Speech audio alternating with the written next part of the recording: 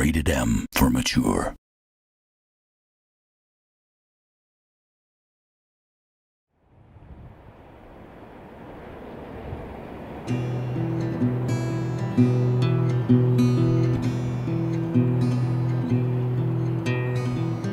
Well, we started Telltale because we wanted to make television-style video games. We wanted to make things that were really dramatic and full of awesome characters. When we set out to build episodes, it really was for us a lot about, wow, this is a lot like what TV does, and we can do cliffhangers and we can keep people engaged over time. Our core mechanic is in the investment in these characters. It's about how to tell a story and let the player take ownership of their part in this story. The Telltale ethos is kind of baked right into the name of the company. They're storytellers.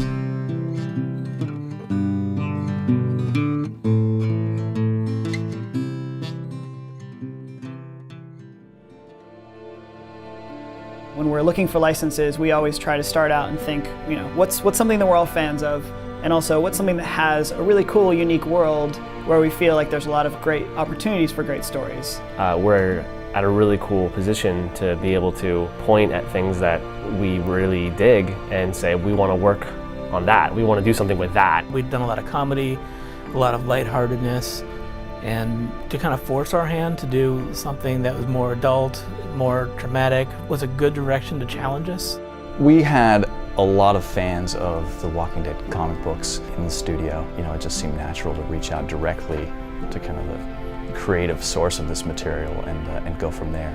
As I understand it, Robert, I think, was just pleased and relieved, as all storytellers together, the Telltale guys and Robert, I think they were all speaking the same language from day one. The thing that's important about The Walking Dead is that, it has heart and it has drama, and it's about people surviving in this world, and it's about how they deal with the end of the world and how they interact with other people and what that does to a person. Being able to pitch them a brand new character with a brand new story, but still keep the themes that he's worked so hard and over so many books to really explore was like a great experience. And he was really receptive to that. That's what appealed to me about Telltale. You can play Left 4 Dead, you can play Dead Rising, you can play Resident Evil. Those are all great games, and right. I do that, and I think other people should do that. But to do a Walking Dead game that's just that would be pointless. I had worries about it when we first pitched it. Any good zombie story is not about killing zombies, it's about the connections with the people. And it took a while for me to wrap my head around how do you make a game out of connections with people. We sort of had that epiphany of, well, if people are playing for the stories, why don't we make the stories as interactive as possible? And that's sort of where the choices came from.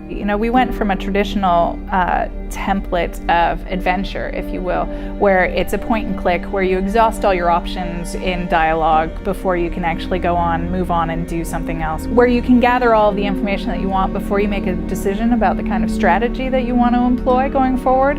Whereas in The Walking Dead, we basically said, you know what, we're going to let you make one choice. You can talk about this with this person. This is a one-time deal. You make a decision and you move on. One of the biggest mechanics that we actually did was timed conversation and timed dialogue.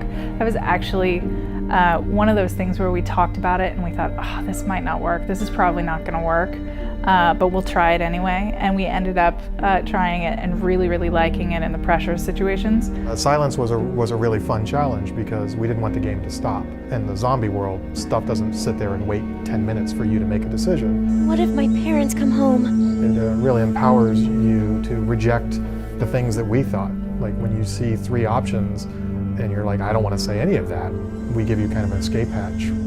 I think that the concept of intellectual puzzle solving, kind of drifting away as we've seen in a lot of adventure games, and being replaced now by this kind of new emotional puzzle solving, because that's what I think of it as, is kind of trying to sort your way through moral dilemmas and moral puzzles. It's always been a big part of the Walking Dead universe. Again, the fun is both in writing and reading and watching those characters, is putting them into terrible situations and seeing how they react. The art style of Walking Dead was definitely based heavily on the books. Obviously the books are in black and white, so we tried to take that really graphic, gritty style that the books had. There was talk early on of making an episodic black and white game based on that, but the more that we dove into the world and started creating objects and assets, you just kind of start feeling like it's losing something, being a 3D game that's not in color. Our lead artist, Derek Sakai, put in a lot of work to kind of investigate styles that that felt reminiscent of that comic book style, but really was its own thing and had, maybe brought a little bit more realism and certainly color to the table, but kind of harkened back to the original source material. And then you added color to it, it just really popped, and it was something that was super exciting that we hadn't really done before. I hadn't seen us do anything like that in the past, but as soon as I started seeing artwork come in, I was blown away by that art style. I loved it. I wanted to be off of whatever project I was on at the time so I could get in and work with these characters and the environments that looked like nothing we'd ever produced. As solid as your writing might be, and as convincing as your animation is, and as well executed as your cinematography is, if you don't have the voice talent to support where you want to go emotionally, you're not going to be able to get there. So we pour a lot of focus into appropriate casting and making sure our casting sheets are developed enough that we can express the range that we want to hit. Lee was super, super hard to cast for. We actually had a previous guy in there for a while. And he actually read the entire script. He recorded the entire script. Really staying the course with our initial recording of Lee probably would have been the sensible thing to do, but there was a feeling that we could push further. Finding someone that could, not only just take that direction and create this three-dimensional character with it, but also, be able to do all the really draining emotional stuff that was required of Lee, and then the 10,000 lines where you're walking around looking at things and still making it. And it sounds dumb, but like with all the look-ats in a room, like little objects you can click on, finding someone who can actually make those sound interesting is a really hard task. We landed on Dave because we had worked with him actually in Law and Order, and we had one of our cinematic artists had recommended that we give him a try. Javier Espinosa. I will always love him. Like after a week of listening to him, you can't imagine anyone else. Been on a lot of games, and this one was just different in every way from the moment I started recording. It said it wanted the character to be very, very real. I would need to be able to go from being very quiet to very loud and angry.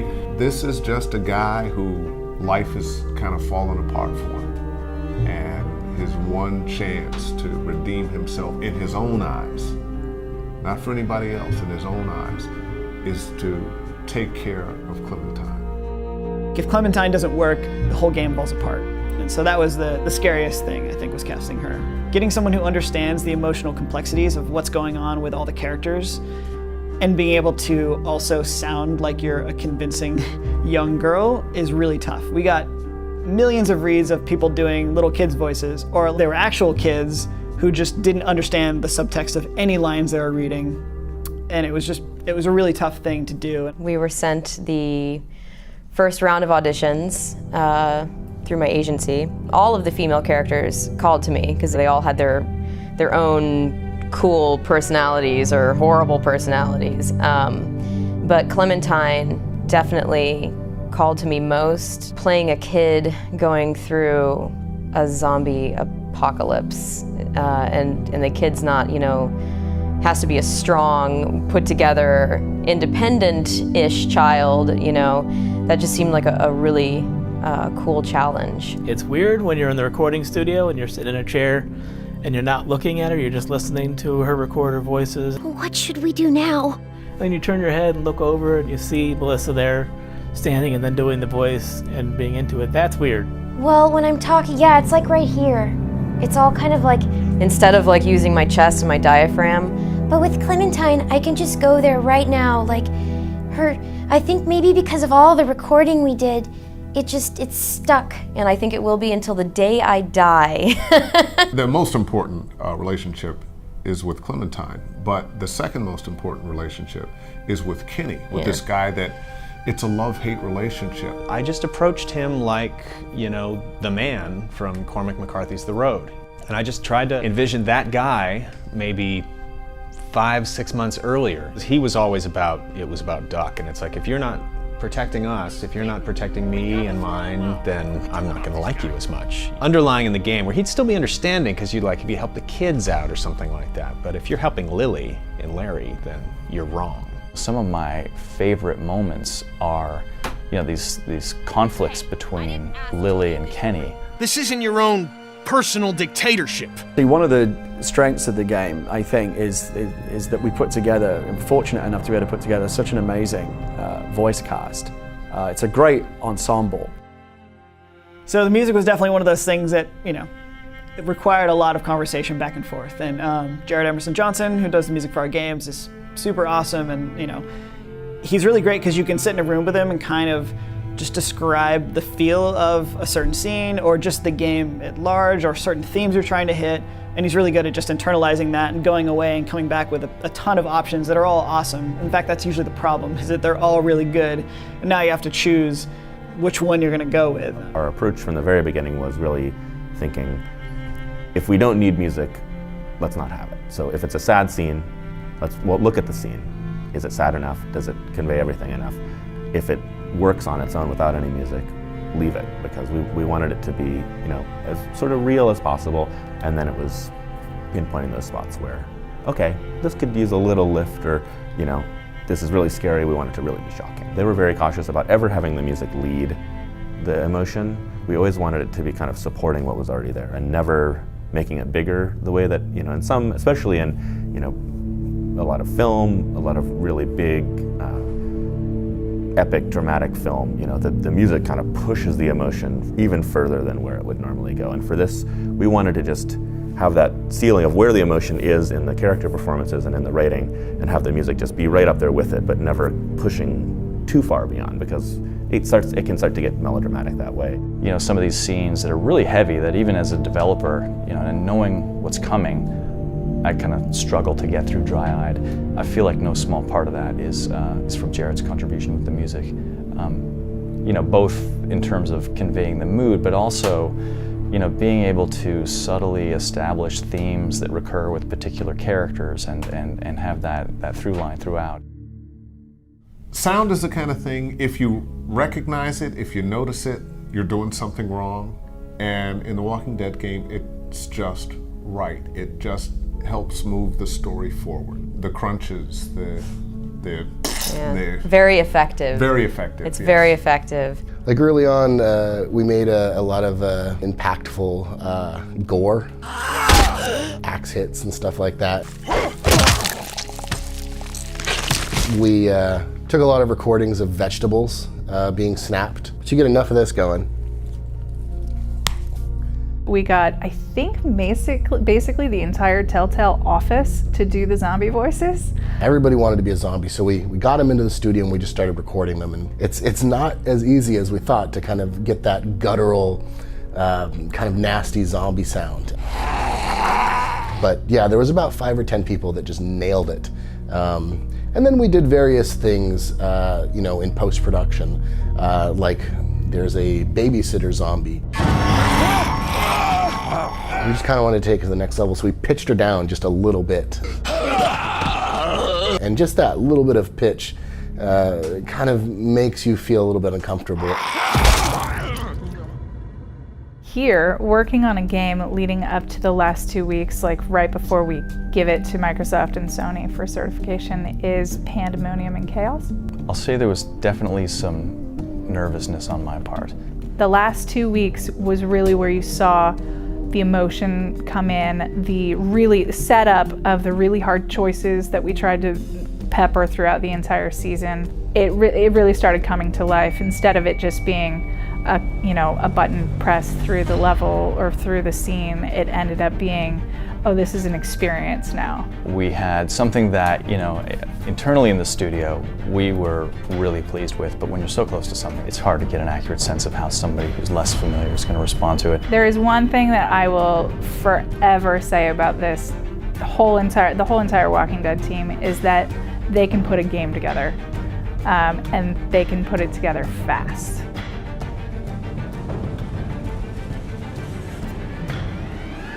It was a weird thing to watch The Walking Dead grow up and go out into the public. We got a lot of response that we weren't expecting. I thought it was a special game. I thought it was a remarkable story. I thought it was risky.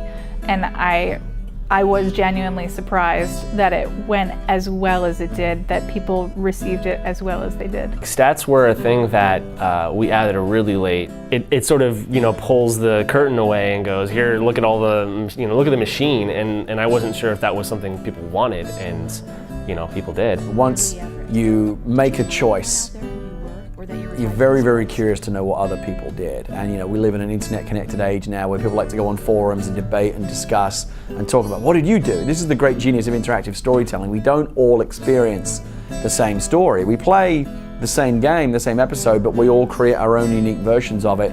Working in a live development environment, we've been able to take what people love about an episode and hate about an episode and address it in the next episode, because we're always in a feedback loop. We're always working with the audience, and the audience is bringing out the best in us. After seeing the numbers and seeing how they shifted, that really made an impact on the way we design things. We want that to be at the 50-50, so let's put the time and effort into making sure that we've built it up enough so that it doesn't go by. People understand what's at stake. People have to pause the game or want to pause the game and say, oh shit, I don't know what to do. I think on episode 2, Dennis and I were working on that, and we were terrified. We didn't know if episode 1 had this little secret formula we didn't know about. I was really worried about episode 2. It was very divergent, and it was very dissimilar to what people had already experienced, and I was worried about whether or not people would be able to still relate to the story and still relate to their Lee imprinting on Clementine. You've built up this little group and you're doing your best to survive, and there's certainly an element of desperation in the second episode where food is scarce and you certainly have no power, and we start to deal with issues of trust and this notion that yes, there are other people out there who could help you, but will they? In episode 1, the entire internet community was just crying for Larry's blood. He's bitten! We gotta throw him out! I'm gonna kill him, Cat! And so at the time we were making episode 2, crap, we have this choice where people get to either help kill Larry or try to prevent Kenny from killing Larry. And at the time I thought, well, the entire internet hates this guy. The stat's gonna be 99% of people killed Larry, or helped kill Larry. And it was really interesting because then when the game actually came out, it ended up being not that at all, and a lot of people tried to help save him. Whoever you align with, you're going to be alienating that other person. You're fucking worthless, Lee.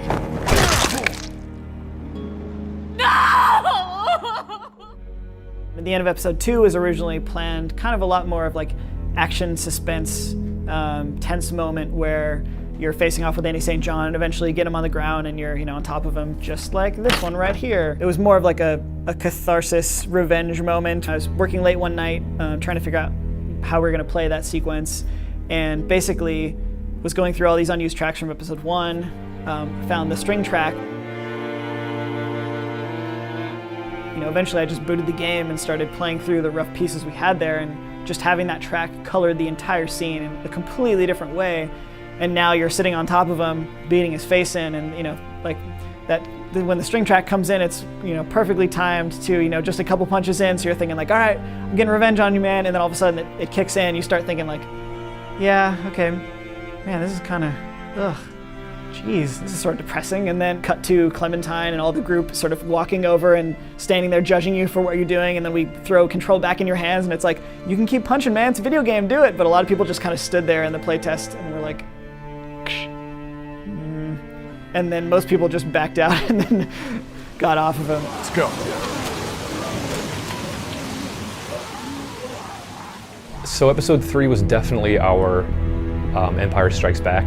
It was our dark middle of the season. You've been in this motor inn for several months, you sort of build up this life, and all of that gets taken away from you. All of the people you care about get taken away from you. I worked on the Doug Carly death in episode 3, and it wasn't working. Things were not feeling good. Everybody knew what was gonna happen.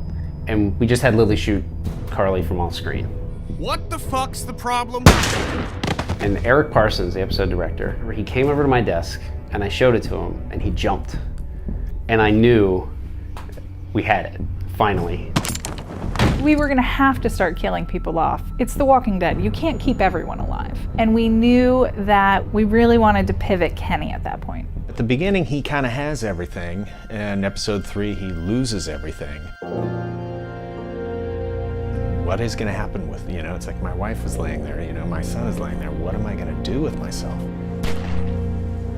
It was difficult for sure because, again, it was that emotional challenge that I'd never really had before. But I loved trying it. It was a lot of fun. It's really important that we did the deaths in such a way that it really meant something to you. We're not trying to manipulate people. That's not the intent. It's definitely to sort of prove to you that in the Walking Dead universe, as is in the comic book universe, nobody is sacred. Nobody is going to come out of this alive just because they're your best friend. Omid and Krista being added to the group late in episode 3, you're at this real downer, low point in the story, and as a player, you're just like, oh my God, can this get any worse? And in comes Omid with this upbeat, positive attitude, which is there in the writing, but also, from a performance perspective. What's the deal with the train? We're driving it. Oh, man.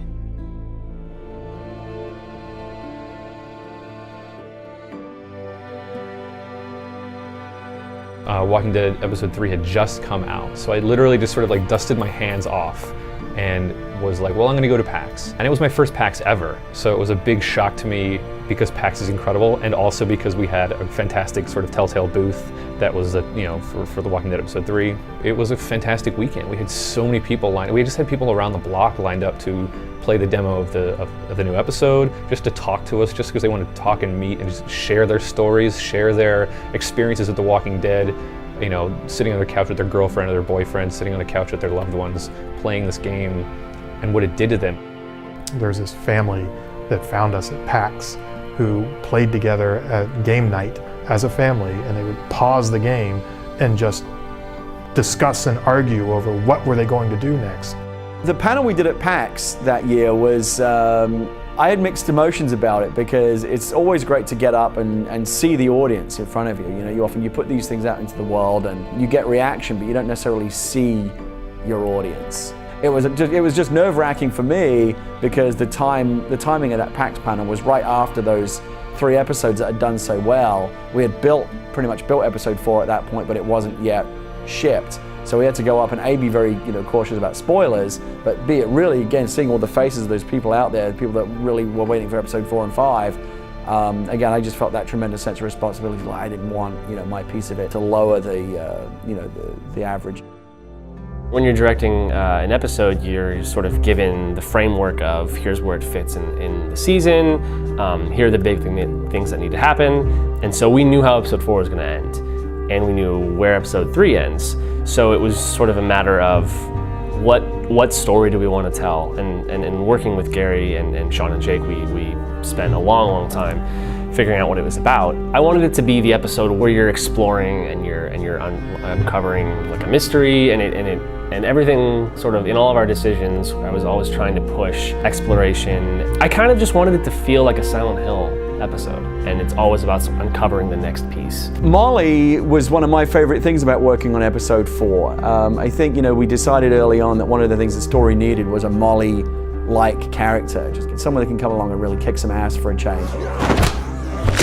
The characters in the Walking Dead universe are getting their asses kicked so often that we wanted someone that could kind of kick back a little bit. So we knew Ben was going to die in episode 4. People give him shit for sort of being a doofus. He's always messing things up.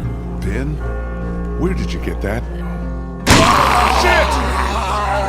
First time that we presented it to players at a playtest, they almost all saved him. And that was, I felt like we had kind of crossed the line of presenting a choice that was too easy for players. They all wanted to be the good guy. They all wanted to do the honorable thing. So we actually went back and almost completely rewrote Ben in episode 4 and tried to present him to the player in such a way that we made a better argument for why you might want to drop him. You put that girl in danger again, it won't be walkers you have to worry about. When Lee gets bit, we really sort of got to turn all your choices around on you and have the group sort of, confront you, and you can either be honest with them or conceal the bite, but for once having them make choices instead of the player was really fun. Like I sort of could imagine someone playing as Kenny, like in some alternate universe. So you can end F4 8 different ways, which means you start F5 8 different ways. And then there's different ways to get out of the morgue with and without your arm. And I think there's a couple of different ways that you can actually cut off the arm. The arm chop alone is the best. It's the best version. It's so good.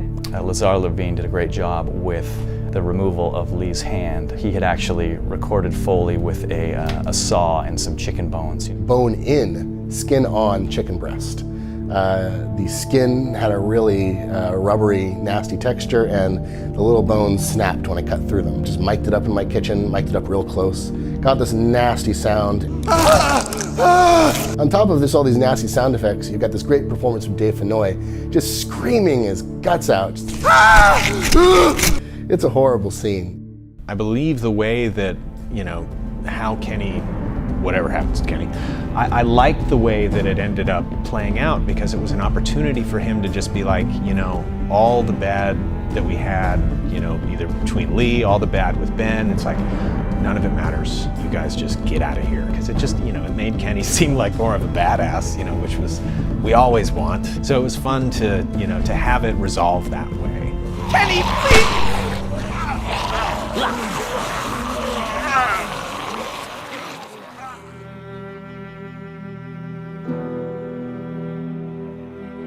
Well, I think we knew pretty early on that we wanted to tell this complete story of Lee's redemption and him doing his best to prepare Clementine in these, less than imperfect circumstances. It started at the place where he was a flawed character who had done some bad things and still had to answer for that. And that answer was to be a better person to Clementine at any cost. When Sean Vanneman said, oh, by the way, you're gonna die in episode 5. And my initial reaction was not great.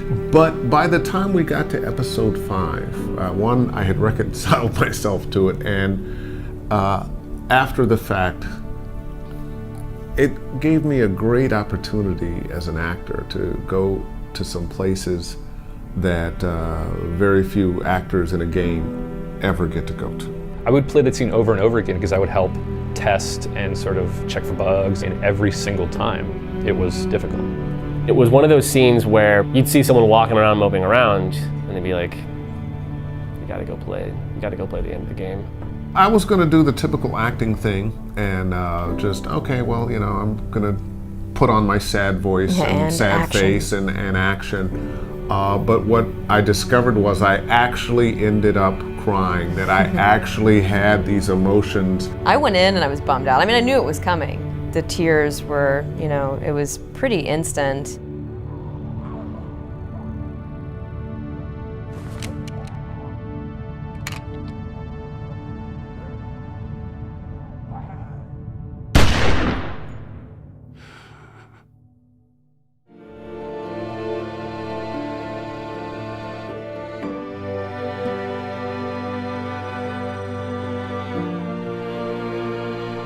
A bunch of the Telltale people, the cinematic artists and designers and writers, and everybody else was kind of gathered over at Dennis and Art's house. He said, everybody come over to my apartment tonight. We're gonna watch the VGAs and we'll drink to commiserate when we lose. And we were happy to hear our names, to hear people say, and up for nomination is The Walking Dead. It's not the typical game you see getting that kind of recognition. You feel a bit like you're in the company of giants. I don't think anybody expected us to win, but we were all still secretly hoping that we would. We knew we had a chance. And the VGA 10 Game of the Year goes to The Walking It was so surprising. I couldn't talk. The Walking Dead fans, this is obviously for you. Thank you so much. Just want to thank everyone at the studio. Thank you so much to the people we work with. Holy cow. I'll never forget it. It was an amazing experience.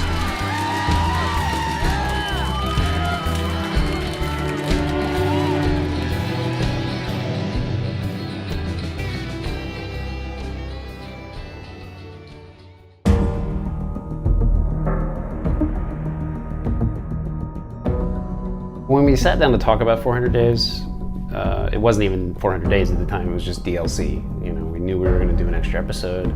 We wanted to have something that people could play while they were waiting for season 2, but we didn't want it to be the same thing as season 1. So we sat down and we talked a lot about what that meant. And then we came up with this idea of it being an anthology story, which is about not just one character, but 5.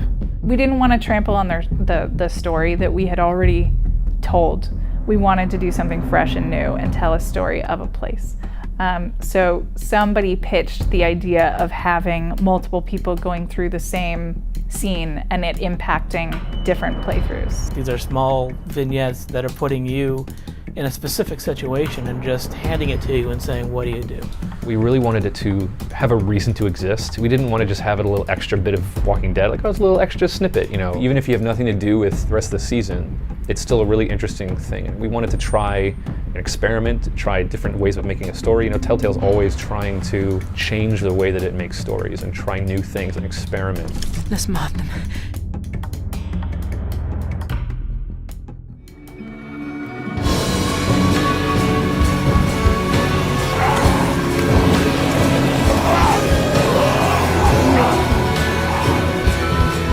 Obviously, things haven't gotten better in the world of zombies and humans. I think what was so great about season 1 was that people wanted to take care of this kid. They loved Clementine, they wanted to take care of her.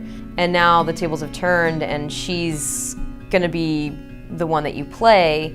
I guess initially I was like, well, people react to that. Maybe they would still want someone to step into Lee's shoes, and which you can't ever, never. But like I said, after reading the script and going into record, it just felt so right. Playing as a grown man and playing as a preteen girl, they have way different fighting styles. Clementine is very evasive. She's very trying to scramble out of anyone's way. Like zombies grabbing her, she scrambles out of the way. Uses the environment a lot more instead of brawn. She's no Michonne, you know? she's not there. And I think that's gonna be the essence of why people love her character, is because she still is Clementine, and there's an innocence and maybe even a slight glimmer of hope that still lives within her. It's posing some challenges, but it's also very cool because it's very different. We learned a lot through 400 Days, and we learned a lot through all of season 1. We're gonna take what we learned there and just amp it up for season 2. We've heard a lot of people say, you know, you're gonna play Clem in season 2, you better not hurt her. She's in Robert Kirkman's zombie world. The player is pretty much the only thing she has going for her at this point. I want to see what happens with Clementine. It's the Lee in me that still wants to protect Clementine and you know, is rooting for her. I think she's gonna do you proud. All right. That's what I want to hear.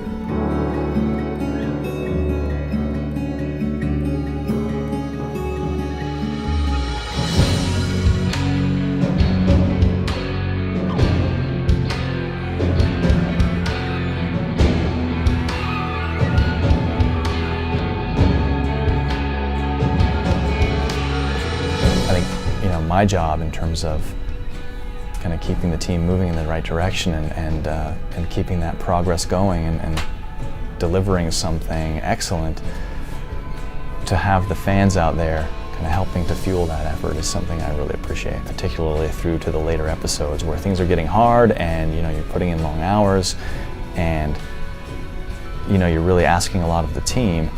I think to have that positivity out there to help push people through that was definitely a plus.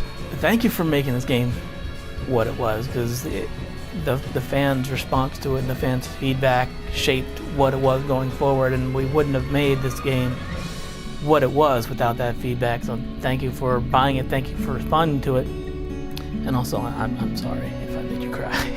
Thanks for making this game successful and letting us make more, because we get attached to these characters too, and internally I think we spend so much time with them that we really hope that everyone else will like them too.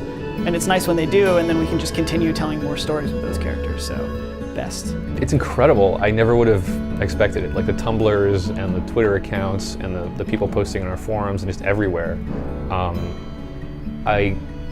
I've never seen anything like it. I love going and watching people play live streams of the game with their friends and seeing the reactions when the characters that they like get killed off. like, this is cool. This is exactly what we always hoped would happen, you know? It's just people getting together and kind of, like, one, enjoying the game, but two, just being so passionate about it that they're like really going to bat for like the choices they made. These ones were always the most tragic. When you see, people always want to draw the characters being happy. Have you noticed that? Because they get so little of it in the game that they feel like they need to kind of project this kind of mythical, happy life onto these characters. You know, it's funny how much people love Ben.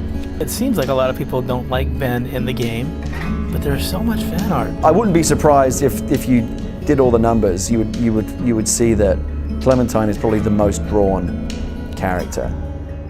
I think by the end you realize it was really Clem's story all along.